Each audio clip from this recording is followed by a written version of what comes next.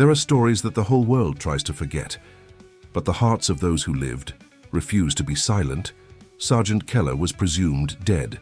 End of report. End of mission. But what no one knew is that his death was decreed for convenience, because searching was hard work, and rescuing him put agreements, positions, reputations at risk, until something unlikely happened, a whisper on a forgotten frequency, and there began a mission that officially should never have happened, without authorization, without reinforcement, without a chance, but with a strength that no protocol knows, loyalty between brothers. This is not just a war story. It is about what happens when the values that make us humans speak louder than any order. Get ready for a journey of resilience, forgiveness, courage, compassion, and a lesson that could change the way you see the world. If it's for a brother, I'll go.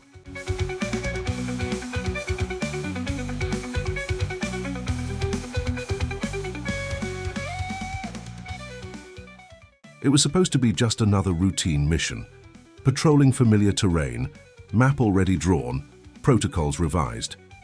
And Sergeant Keller, a veteran respected for his bravery and resilience, led the team with the calm determination of someone who has seen hell and come back in one piece. But that afternoon, amid the fine dust rising from the ground and the radio signals that were getting weaker and weaker, something changed. First there was silence, then there was disappearance. Keller disappeared, as if he had evaporated. No trace, no sound, just an absence that hurt like a knife in the air. They searched for hours, then for days, and nothing. The army, as it does when it has no answers, declared him killed in action. And with a dry and impersonal report, they closed the case. But the void he left, that did not follow protocols. And then, days later, in a forgotten room in the communications center, a rookie technician picked up something strange, a weak signal on an unregistered frequency. At first he thought it was interference, but there was a pattern, a call for help, encoded. And it wasn't just any code, it was Keller's personal code. The same one he had used since his first campaign, the one that only those close to him knew. The technician alerted his superior. The superior shelved it. Registration error. Could be an imitation. But the information leaked, as it always does where compassion and courage still exist, and it fell on the right ears. Those who had marched with Keller, laughed with him under the stars, shared water when there was nothing else. Men who knew his voice even in its hiss, and they knew that whisper was real. The buzz began discreetly but charged with emotion and tension, in the cafeteria, in the hallways, in the silent eyes of those on standby. Because among brothers in uniform, it doesn't take much to rekindle hope. 3 words are enough: he's alive. And that's how the question that burned in the hearts of those who knew the truth was born. What now? Because the command had declared it over. The mission was no more. But if there was a 1% chance, then perhaps there was still time to rewrite destiny. And the first ones to know this were already looking at each other in silence, because inside each one, something was rising. The certainty that when the rule is silent, valor speaks louder. It didn't take long for the rumor of the signal to spread. In a few days, names who served with Keller gathered, unofficially, of course. It wasn't an assembly, it was a flame. Between serious looks and firm hands on steel tables, they decided to ask for authorization. After all, they were soldiers. There was a hierarchy, but the answer came colder than the absence. Mission denied, no concrete evidence, high risk, diplomatic implications. And with that, a graveyard-like silence hung over the halls. Archived, ignored, forbidden. That's what they said. But what no one there knew is that some requests aren't made to be approved. They're made to mark the breaking point. Because, for some men, when the system turns its back on those who fought alongside them, the system loses its authority. That same night, 4 of them met in an old warehouse. The floor smelled of grease and longing. One of them threw a map on the counter.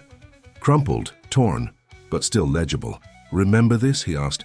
"It was our last patrol together."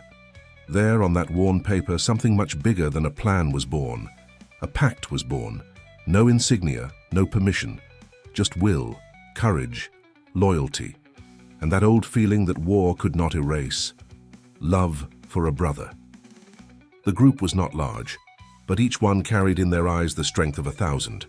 One of them said, "If there is a 1% chance, then we have 99 reasons not to abandon." Another replied, "With or without permission, we will go." And that was how the mission that officially never existed began. While the world slept, they plotted routes with pieces of tape, scratched coordinates from memory, counting on sincerity herself as a guide. They had no backup, they had no air cover. They only had each other, and that deep down was always enough. Every step from then on was an act of resilience and compassionate rebellion. Not for glory, but for dignity, for humanity. Because, for those men, honor was never in the speeches. It was in the act of returning for a brother, even when everyone says it's time to forget. The next morning, what was a desire became a plan. And the plan became a mission. There was no cutting-edge technology, no satellites, no formal authorization, just old maps, scratched by memories of past patrols, and fragmented information obtained through silent favors. Every step was a bet. Every path, a lottery. But no one hesitated. There was something sacred in that improvisation, as if every mistake carried within it a piece of love and courage. The uniforms were the same, but the sparkle in their eyes, that was different. A sparkle that only those who know they may not return have, but choose to go anyway. The silence between them said more than any motivational speech. It was an alliance of men, of souls, of destinies sewn together by war, and now mended by hope. Before leaving, a gesture. Each one wrote a farewell letter. Paper, pen, and an open heart. Letters to mothers, children, wives, brothers. In them there was no heroism. There was sincerity. There was understanding of the risk, but also gratitude for the chance to try. At the end, each letter was sealed with a black ribbon, and one of the soldiers, the youngest, asked them to burn a copy of their own badges. "We weren't here," he said.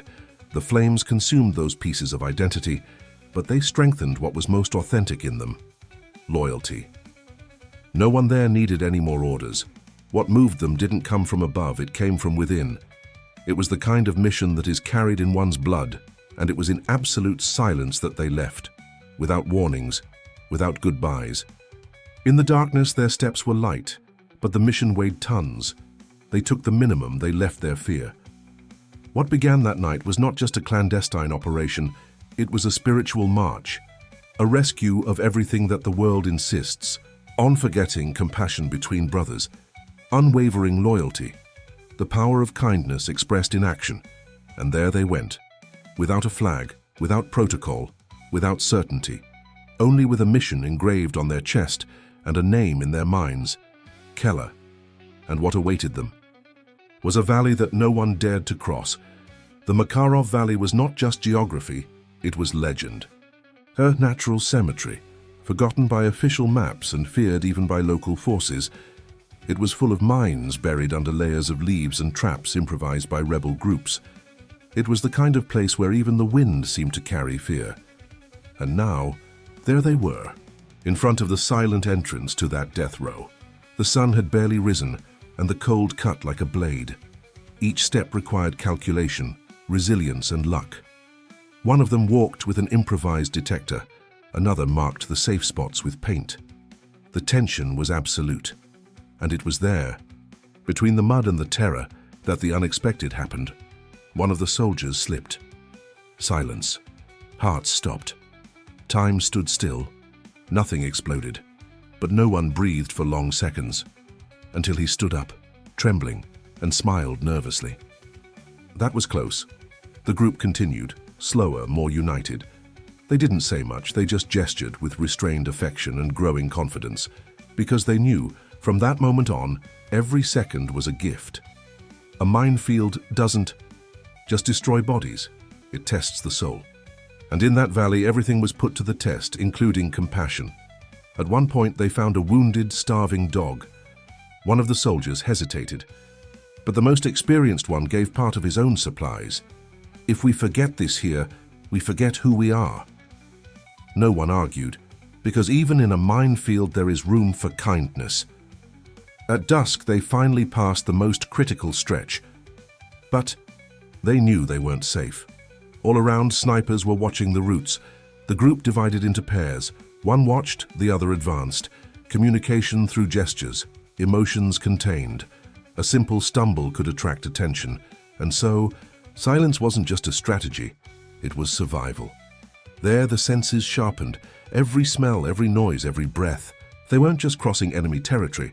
They were crossing their own limits. Because the real minefield is fear. And it was in the midst of this fear that they found an abandoned structure.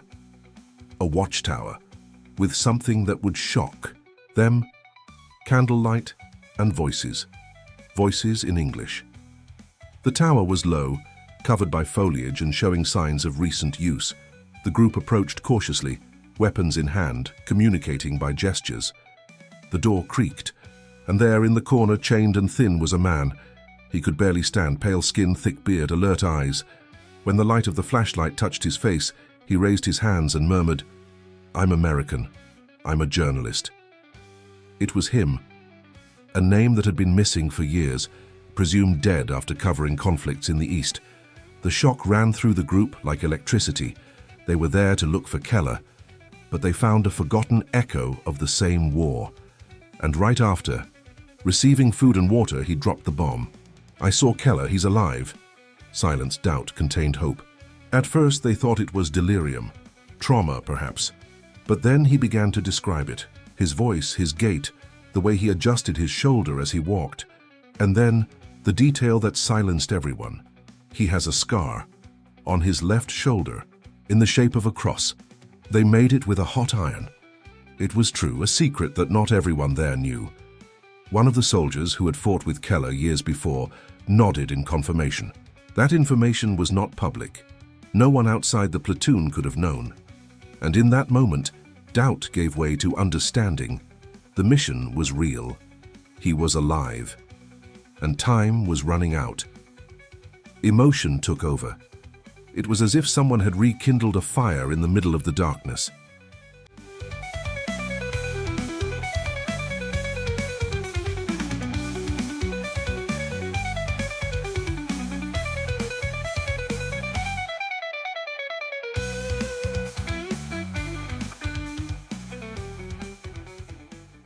The journalist, now free, pointed out a path. They took him to the mountains. There is a base there. Excavated inside the rock, Keller was kept there. And so the group reorganized everything. The map was redrawn, supplies were redistributed, and a new weight on their hearts. Now it was no longer just a rescue. It was a race against time. What had once seemed crazy was now a duty, an urgent call. Because when the truth comes, along with it comes courage. Gratitude for having believed. The strength of knowing that hope was not in vain. And even without knowing what awaited them on that black mountain, everyone felt that they were just a few steps away from the impossible. The path to the Black Mountains was more than geographic, it was symbolic. They were natural walls that had always hidden legends of disappearances, ghost bases, and echoes that no one could explain. But now those mountains had a name, a direction, and a man imprisoned. The group advanced with cold bones and confidence in their eyes. The forest grew denser, the wind was sharp, and in the middle of the darkness signs appeared. Branches cut in patterns, disguised tracks, a different smell in the air. It was true. Someone was there, but no one knew that. So close. An underground fortress was hidden, dug like a giant anthill. There was only one entrance, a tunnel with cameras, mines, sensors, and faced with this, the dilemma. Enter through the front, or try the impossible. That was when the oldest of the group pointed to a steep, almost vertical slope. If we climb up there, maybe we can find access from above. Nothing is guaranteed, but it's either that or die trying. And there, between wide eyes and hands clenched in ropes, the decision was made. Climb. Without proper equipment, with ice, wind, and extra weight. Each meter conquered was a muffled cry of perseverance. Hands bled, knees trembled. One of them almost fell. He was held at the last second by a companion who murmured, "We'll only get theirs if we go together." It was more than physical. It was faith, humility. It was the courage to defy logic in the name of something greater, love for those left behind. After hours they reached the top. Their breath was steam, their eyes were alert, and down below, for the first time, they saw the heart of the mountain, a ventilation skylight protected by bar, but vulnerable. It was the only opening. There, lying in the snow, they exchanged a look that said it all. "Let's go in." The decision was insane, but the group no longer operated under logic. It was altruism guiding their steps. It was honesty with their own feelings saying, "We promised." And with that impulse, they began to descend the side of the mountain, waiting for the right time. The mission now was the reunion. The inside of the base was a maze of damp concrete, narrow corridors, and the constant sound of machines working somewhere underground. The group spread out in silence, like ghosts among the shadows, searching for any sign of Keller. They spent hours exploring, avoiding cameras, deactivating improvised traps, until they found a metal door, locked from the outside. And behind it, silence. One of the soldiers knocked lightly. No answer. They forced the lock. When they opened it, they saw a man sitting in the corner, his head down, his eyes lost. It was him, but not as they remembered him. He was thin, dirty, with the marks of torture etched on his face and his body bent under the weight of the trauma. He said nothing. He just looked up and whispered, "Is this real?" The doubt was legitimate. Weeks of manipulation, isolation, hunger and fear had eroded his perception. And what hurt him the most was the absence of himself. He no longer knew if he was Sergeant Keller. He didn't trust his own name. He cried for no reason, trembled when touched, and did not respond to calls. One of the soldiers knelt in front of him, not in a hurry, not with orders, just with affection. He took off his helmet, held his hand and said, "This is it, and we have come to get you." Keller looked at him, still in a trance. But a tear fell, and there, in that simple gesture, the real battle began. The fight against emptiness, against the absence of identity, and the group understood the escape would be physical, but the cure would be internal. They wrapped him in a blanket, gave him water and hugged him, each in their own way. There, in the heart of hell, they planted seeds of trust. "Remember when you said we don't abandon anyone?" the younger man asked. Keller nodded slowly. "So, now it's our turn." And with those words they began to lead him out. Their steps were slow, uncertain. But there was reconciliation there, forgiveness, hope. And although the warning sirens began to echo through the tunnels, something inside all of them was stronger than ever, the certainty that he was still there, and he wanted to come back. The sound of the alarm cut through the air like a razor. The red lights flashed, and in seconds, the silence of the base gave way to absolute chaos. The retreat began at a pace that mixed adrenaline, fear, and discipline. Keller could barely run. 2 soldiers supported him, one on each side, while the others covered the rear. Narrow corridors, locked doors, dead-end forks. It was as if the mountain itself was trying to prevent their escape. Explosions echoed. Voices in another language shouted orders. One of the soldiers was hit in the shoulder, but he kept going. "I'll only fall if it's to lift you up," he shouted and kept going. It was more than strategy, it was love in motion, pure resilience, a silent war cry. When they came out through the skylight, the ropes were already in place, but the helicopters, even under heavy fire, couldn't land. They were moving targets in the sky. One by one, the soldiers climbed as best they could, with Keller being hoisted up by 2 at the same time. From above, the pilot shouted, "Let's go!" From below, grenades exploded a few meters away. One of them slipped, almost fell, but was grabbed at the last second. They lost 2 men, one of the bodies was buried. And even so, there was no despair, there was silence. There were tears that didn't fall, because the mission was to save, and there was gratitude for every second conquered. And there, hanging in the sky with blood dripping and the flag tied to his chest, Keller opened his eyes and said, "You really are back." The helicopter took off. Behind them, smoke. Below, hell. But inside, silence. The kind of silence that only those who almost never return understand. Keller, covered in thermal blankets, looked at each one, trying to recognize the faces. He still doubted. He still felt insecure. But there, with his companion's arm on his shoulder, he knew it was real. And when the helicopter crossed the limit of safe territory, the youngest whispered, "Mission accomplished." There was no celebration, just a handshake, a sigh, and a truth engraved forever. Sometimes, tactical miracles do not come from above. They come from the heart of those who refuse to abandon a brother. The return to base had no parade, no trumpets, just serious faces, closed doors, and curt orders. They were taken straight to interrogation. One by one. Tense silence, calculated answers. The command wanted to know who authorized it, how did they get in, where were they? But no one turned anyone in, not because they were lying, but because there was something bigger at stake. Loyalty, honesty with a deeper value than rigid orders. While they were being threatened with court-martial and severe sanctions, Keller was being treated. And even among the doctors, the whisper was already spreading. They brought him back. It was like a secret that everyone knew, but no one could tell. Because the mission didn't exist in the records, but it echoed in the eyes of each soldier. The press didn't know anything, not officially. But in the hallways of the barracks, in the veterans groups, in the switched-off earphones of cell phones, audios began to circulate. A radio clip of Keller thanking them, a shaky video of the helicopter extraction, a handwritten letter from one of the fallen. And soon his name, Keller Chani, became a code, a symbol, a phrase between brothers. If Keller came back, anyone can come back.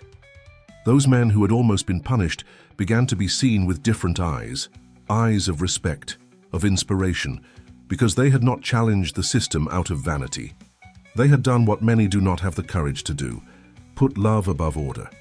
Today in military academies, no one teaches this mission in books, but every new soldier hears the story. Someone whispers in their ear, someone discreetly points to the unmarked mural in the mess hall, and it reads in a low voice, "Those who saved what had already been forgotten." That is the legend, the ADEM mission that was cancelled but never erased. And in each new oath, not only Keller's name echoes, but the silent commitment that if a brother is in danger, someone will come back, even if the world says no, even if it is forbidden, because certain missions are not given, they are born within the soul.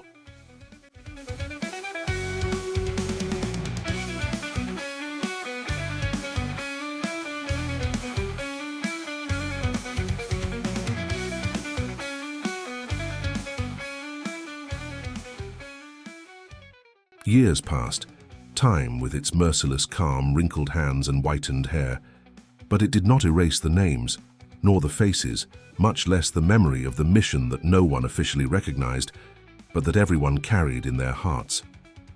Keller, now retired, lived far from the spotlight. Simple, discreet, but with each step he carried a purpose. And it was on a cloudy day, at the top of a small military cemetery, that he appeared with flowers in his hands, a medal in his pocket, and a letter. He stopped in front of a modest tombstone where only a name and a date were engraved. He knelt down, took a deep breath, and left there what he had most valuable, gratitude in silence. The letter, read only by his daughter years later, said, "I was not saved by an operation. I was saved by men who knew that a brother is not abandoned." Simple words, but they have crossed time like an accurate arrow of truth and love. That phrase was given to a young commander who decided to transform the spirit of the mission into the motto of a new platoon. And thus, the group Echo 7 was born. Soldiers trained to think strategically and feel with humanity. People who learn tactics, but do not forget compassion. Who study maps, but never ignore their hearts. And there, right at the entrance to the barracks, engraved in wood, a phrase echoes like a war prayer. "If it's for a brother, I'll go. Today, in lectures, books and films, they try to tell that story, but no one can fully capture what it meant. Because some things don't fit on a screen or in a paragraph. They only fit in the hearts of those who lived it. And even if Keller's name is one day lost in the records, what he inspired will live on. In every soldier who chooses to stay when it's easier to run away. In every friend who extends a hand when everyone else turns their backs. In every ordinary person who decides every day to be extraordinary for someone.